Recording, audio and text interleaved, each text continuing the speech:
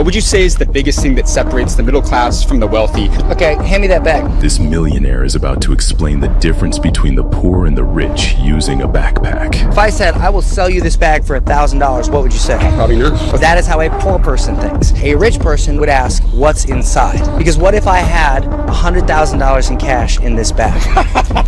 You just lost $99,000 because you simply didn't ask what's inside. Rich people, they worry about what they get, not what it costs. And when they understand what they get, they understand what they stand to lose. Poor people never ask what's inside. They never ask what it's worth. They just ask what it's cost. That's all they care about. And that's why life goes by and it costs them everything. Well, first off, bro just got pretty much called poor on his own interview, which is kind of sad, but it is what it is. First thing, me just being snarky would say, like, why would any person sell a bag worth, $99,000 for $1,000? But whatever. I'm just being snarky here. But the analogy is actually really great. The analogy is by saying, look, in any investment, I don't care if it's real estate or if it's stocks. Let's say you have a startup company and the stock is worth $1,000, right?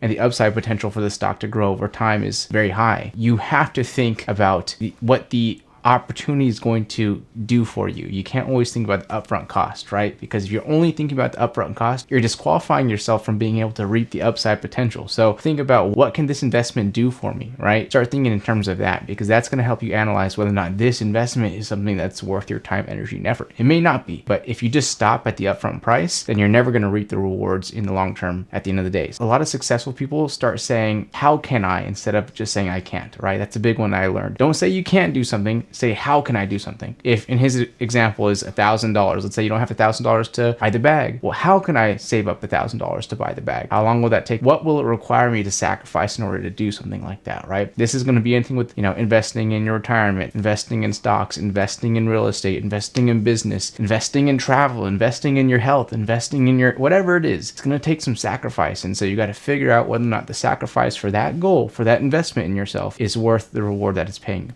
And that's what he's saying. Be more concerned about the outcome of what this thing is going to get you versus the upfront cost, is the moral of the story.